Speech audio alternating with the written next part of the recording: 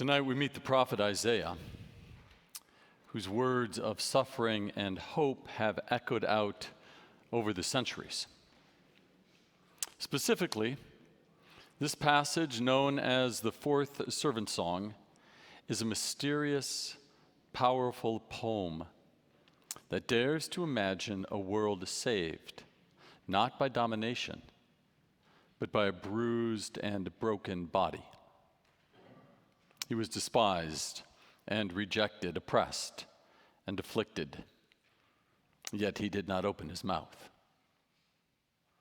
This is not passivity, incidentally, nor is it cowardice or even abdication.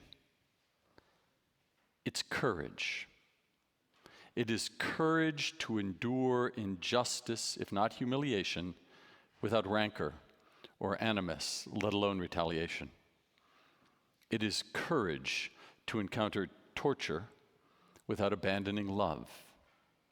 It is courage to walk, bent and broken, carrying not just a cross, but the weight of the world's sins. This is a moral bravery on a cosmic scale. This is the courage of Jesus Christ. Today, Good Friday, we hear the clarion call of divine courage. Jesus does not flinch in Gethsemane. He wrestles, but he does not run. He does not flee the cross. He walks toward it. Not because he has no fear, but because he knows that love is greater than fear. As Rowan Williams, who's preached from this pulpit, writes, "The cross is where God speaks to the world in the language of its own pain. And I wonder, what materializes before our eyes when we hear Isaiah say, 'He had no form or majesty that we should look upon him, nothing in his appearance that we should desire him.' Can you see, I wonder, God in what is broken, humiliated, rejected?" We struggle with this, don't we? Even now, many who call themselves Christians look at a prisoner of war or a refugee or an addict or a homeless person on the street and see failure, weakness, a loser.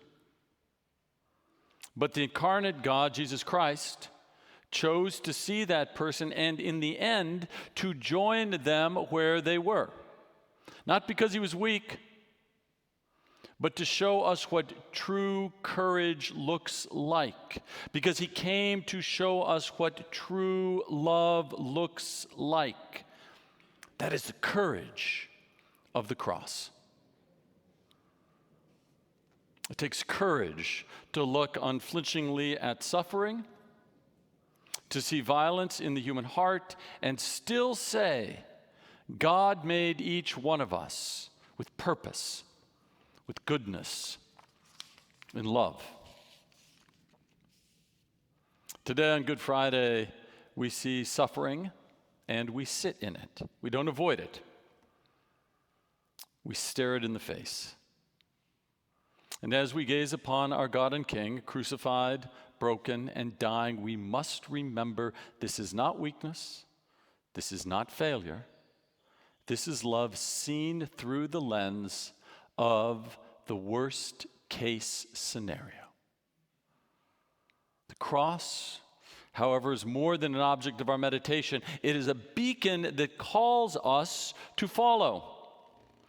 By his wounds we are healed are not just words of comfort, they are a commissioning.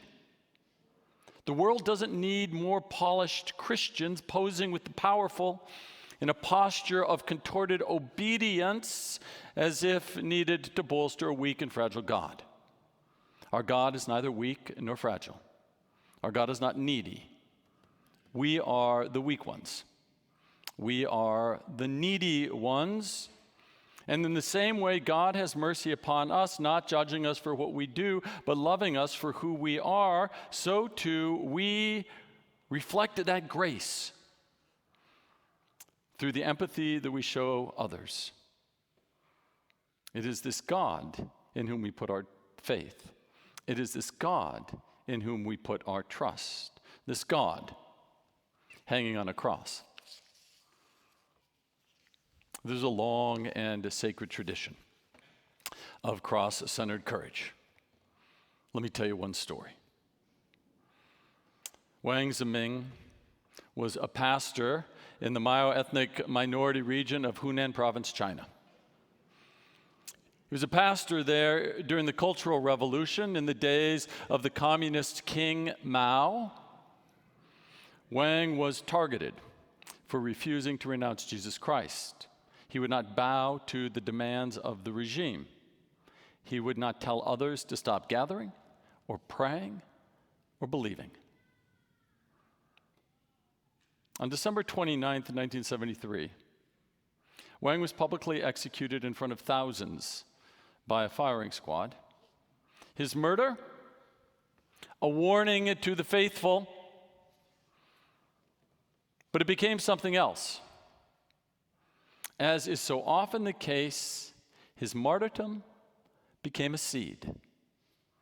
The Church of China began to expand quietly, powerfully, from village to village. Today, conservative estimates suggest that there are over 60 million Christians in China, many of them still part of the underground church inspired by Wang. Isaiah reminds us, "See, my servant shall prosper. He shall be exalted and lifted up." Wang bore the shame and suffering without turning away. And today his statue stands high above the west door of Westminster Abbey, alongside Dietrich Bonhoeffer and Martin Luther King Jr., a witness carved in stone because his courage was carved into the hearts of Christians. And he's not alone.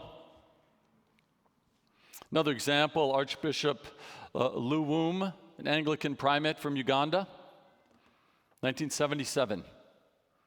In Uganda, he confronted Idi Amin, one of the most brutal dictators of the 20th century, a man who sought to sow division with lies, instilling fear into the hearts of people to divide them each from the other, to subjugate them. He set in place there a reign of terror. It was a culture the same as Jeremiah wrote about 2,400 years ago, and I quote, "They all deceived their neighbors. No one spoke the truth. They taught their tongues to lie, oppression upon oppression, deceit upon deceit."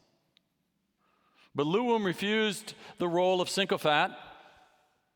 He spoke up, calling his people to return to themselves,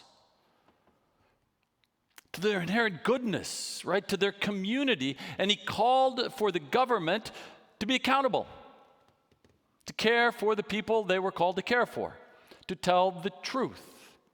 And for that, he was arrested, he was tortured, and in February 1977, he was executed. Luwum didn't have to do it. He could have just stayed quiet. He had a good life, or he could have decamped to England. But like Jesus, like Wang, like the fourth suffering servant, he stayed the course. And in doing so, he showed that love is stronger than fear, and truth is more enduring than lies. Courage is born from love. Courage. The word courage comes from Latin cor, meaning heart, not ego, not might, but heart, anchored in love, and not any love, but agape love, right? Soul love, a love that meets every person at the core of their being, every person, because it is a one-way emanation that expands out of the heart of God to us. The gateway is grace, the impetus, God's mercy. And we are designed to receive this love. It is the purpose of our souls. It is the nature of our souls. And so it is for this reason, the courage we need isn't something that we have to self-generate. It is something that is given by the one who was pierced for us, because our bodies are fragile. Our faith wavers, our fear rises, but God's love does not. God's love is stronger than death. God's love never fails, for God is love. And this isn't abstract theology. This is a reality that is nailed to wood. The world may break our bodies, but it cannot touch our souls because we are rooted in the love of God. Good Friday is a call to courage. And so when you're kneeling before the cross, I invite you to ask, what courage is Christ calling me to? What fear must I overcome in my life? What cross am I being asked to carry?